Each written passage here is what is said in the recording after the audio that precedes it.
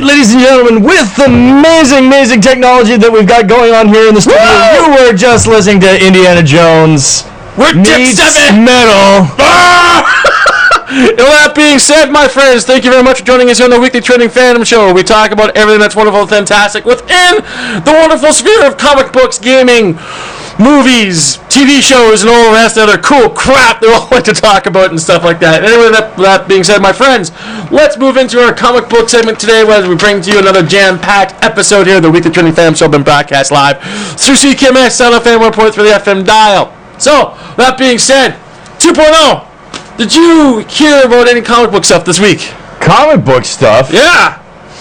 Oh, I don't know. A possible Thor showing up? Thor showing up? Yep, we'll definitely talk that more later in the segment. But however, let's get rid of the smaller news stuff first, shall we? Smaller news stuff news stuff. So that being said, my friends, over the last week we talked about here briefly, we asked you to join us on an actual Facebook.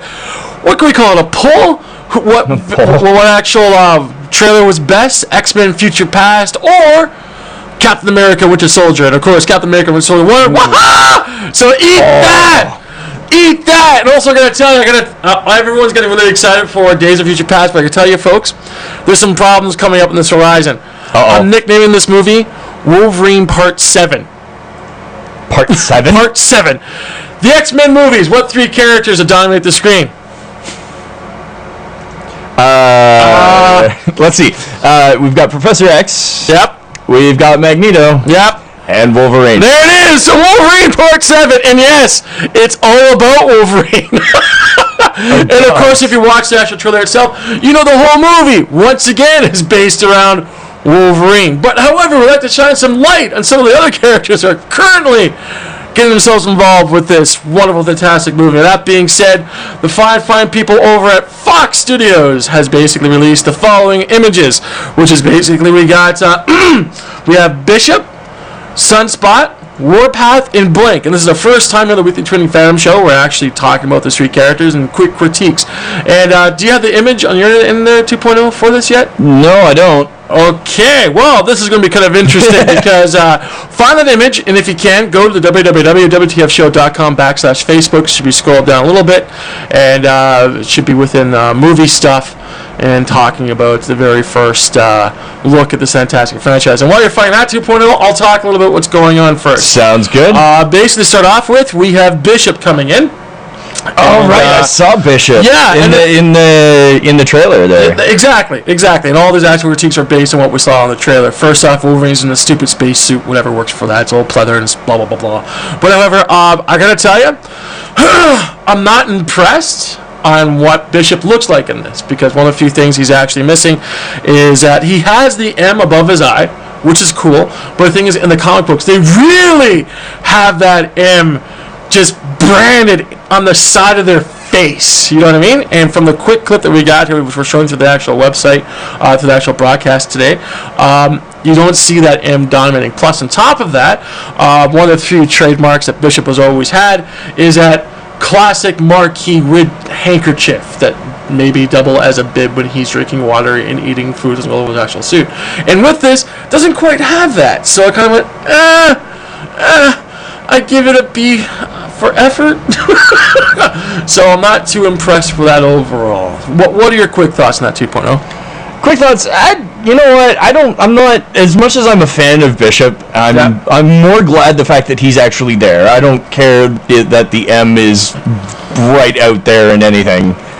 I mean, how much did you actually care about Harry Potter having that lightning bolt scar in the later movies? True. The thing is, I would completely agree with you, but however, in this aspect, the M symbolize a whole other aspect behind the character. What I mean by that is that since Bishop is from the future, when the actual future people capture mutants, they brand the actual M into their friggin' face. So the thing is that there's a very important aspect behind the canon of the actual comics itself, because the thing is that, we say, hey, Wolverine doesn't need to be in the orange and brown suit and run around and chop people up. I think the answer is yes, because it's part of canon. And the Spock, does he really need those elf ears when he does his stuff? I don't know. Yeah, the answer is yes. Okay, fine. Yeah, fine. So we give him an A for effort, a B for effort, but however, That's all that works. And so moving forward from that, another character, Sunspot. Are you familiar with this character, 2.0? I'm not as familiar with Sunspot. Okay. Well, basically, Sunspot came up from this little comic book called New Mutants, and he's a Spanish fella, fairly young looking, and basically what he can do is harness the power of the sun and basically channel it through him, which is kind of a cool power. And on top of it, he gets extra strength, and he gets this, and he gets that, blah, blah, blah, blah. But looking at the image here, the actor who's playing this particular character, again, looks nothing like him at all. Basically, we have this really butch, really raw type of guy, square jaw, the whole 9 yards. But however, the thing is that this character was, I believe, a 15-year-old, just about hitting puberty, so the round face is definitely needed there as well. The hairstyle is completely off, and also on top of that, the illustration they have accompanied with this character looks completely off from what's actually shown in the comics. So again, I'm going to give this a C versus a B, because I think they completely missed the mark, but however, that's just me. So, then we move on to the Northern Indian, known as Warpath. And one of the few things I like to say is at least they got the right type of individual to play with. But however, here comes the funny part behind Warpath. He's about 450 pounds of pure muscle. And the individual who they have playing this character so far looks like he weighs in about 180, possibly 200 pounds. And on top of that, one of the few high marks of this particular character is that he wears the little tiny mask around his head.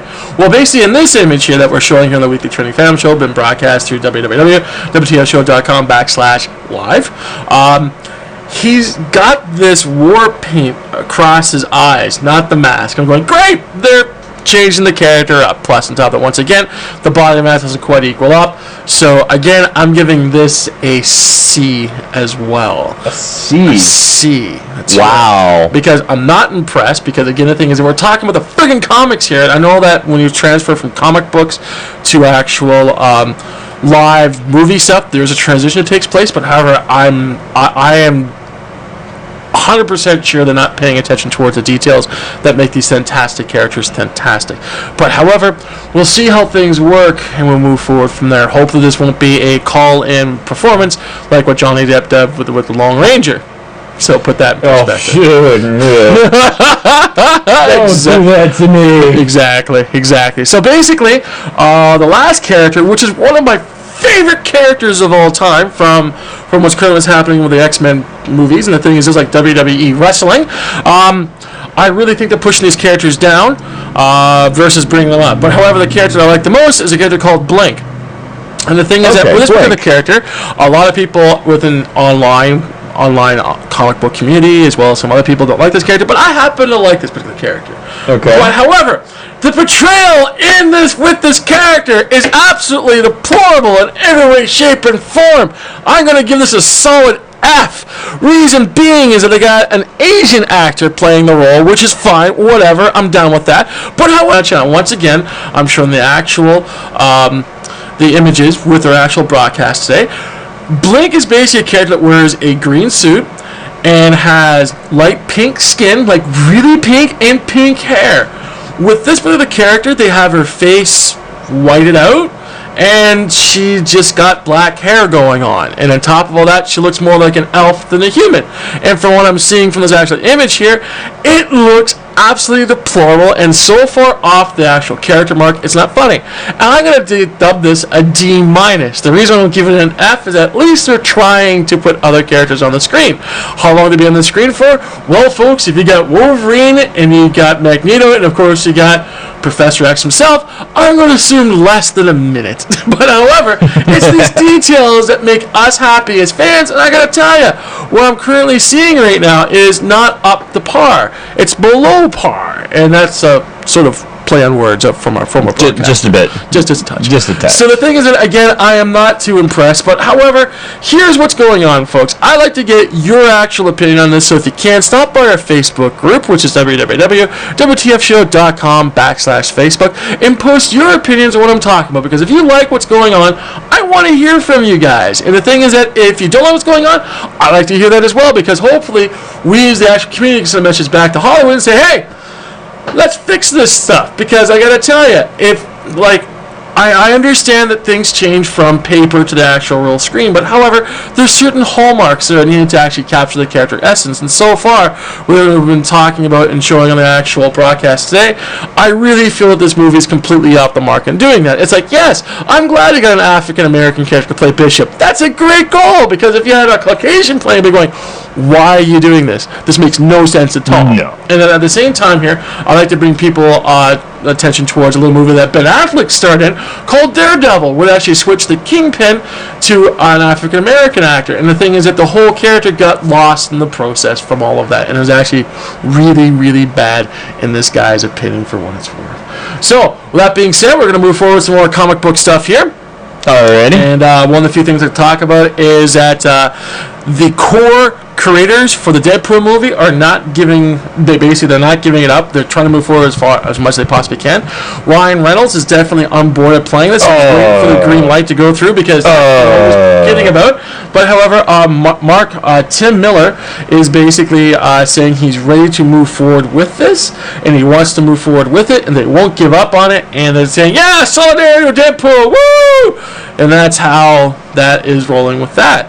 And of course, moving forward with more comic book stuff here, I got DC is leaving New York, and moving to the palm trees and the smog of California, La La Land. Yeah. DC's moving to. Is it actually going to be a full-out move? Yep. Basically, they're packing up their offices and everything else like that. And so wait, DC is leaving an area that's closer to DC? What's that? Yeah, well, the thing DC is leaving an area that's closer to DC than DC is. You got it. It took a minute or two to click into that, but it's not bad. All right. But anyways, this brings some very interesting questions up the foreground.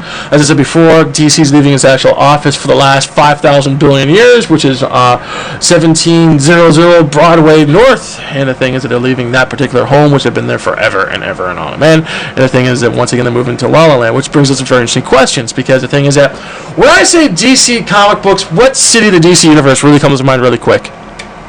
In the DC universe? Correct. Metropolis, really?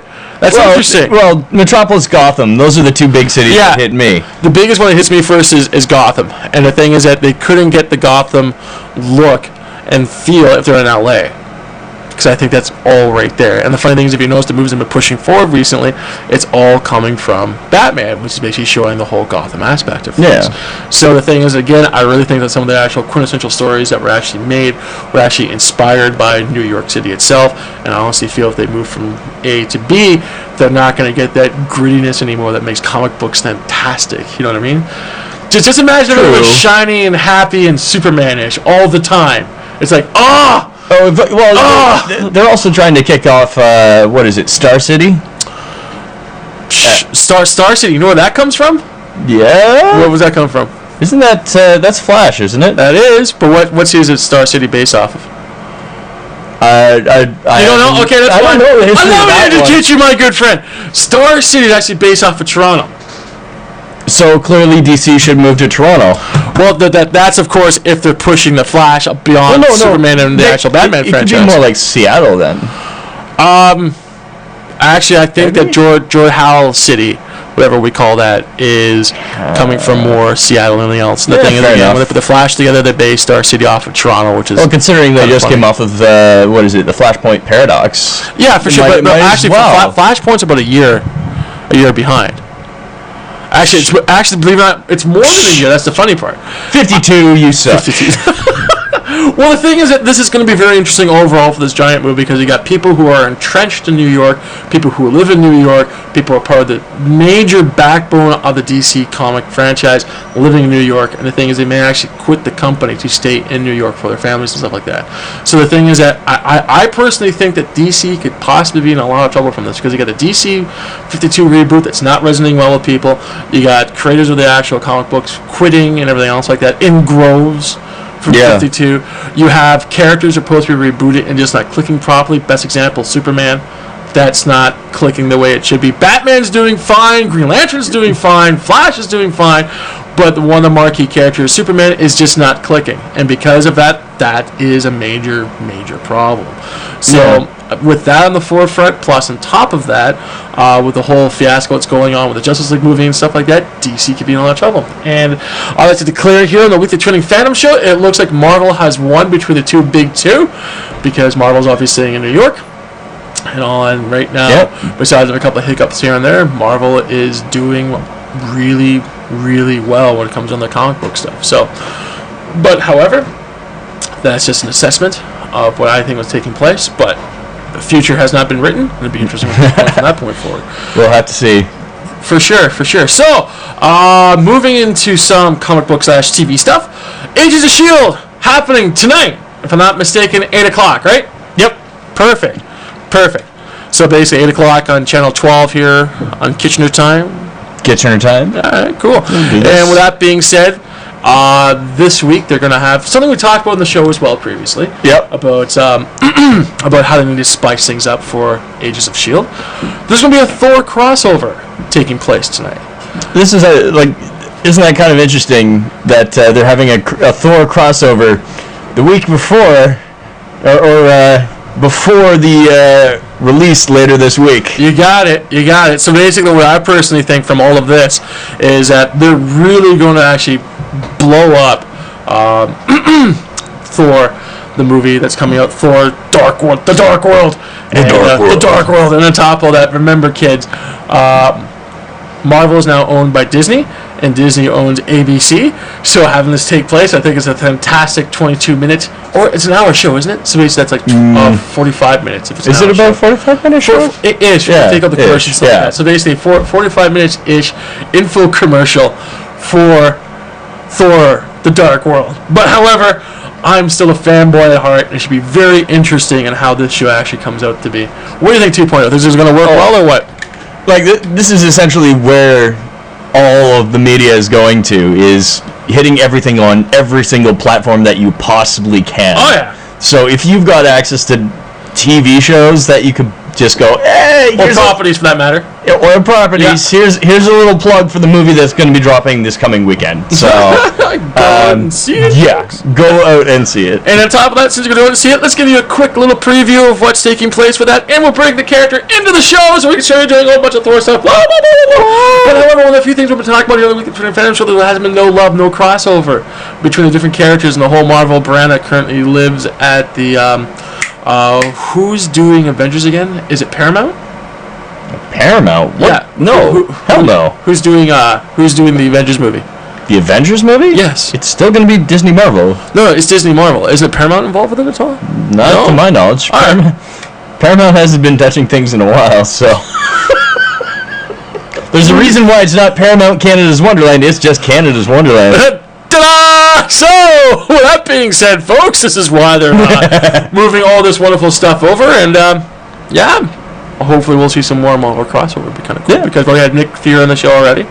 Last 5 minutes of the show. In the last 5 minutes of the show, we had our talk about that. Exactly, and hopefully with this particular broadcast, they'll do more than just 5 minutes with Thor, but however, we'll see exactly. I think it would be more interesting to see Black Widow come into the show.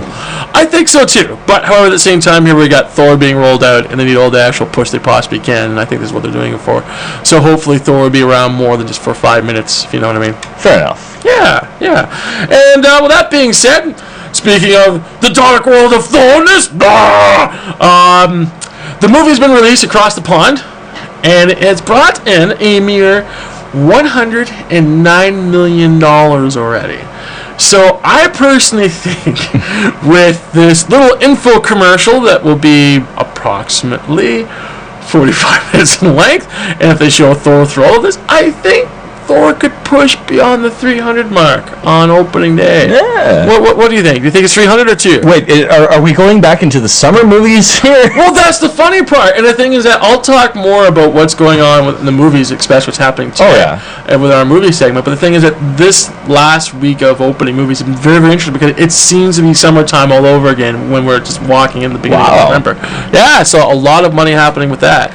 So basically that's opening up. Again, Thor's already been opened across the pond, and then Ashley's brought in $109 million, which isn't bad money for going out to get, lunch. Yes. Yeah. So, very last in my comic book news here. Woo! This is a mouthful and a half. Are you familiar with Sir Ben Kingsley by chance, my good Sir friend? Ben Kingsley. Yes, I am quite familiar with his work. Do you know that Marvel movie he was a part of? Oh, I know a Marvel movie that he was a part of. Yeah. He was also a part of another movie that I really wish had turned out better.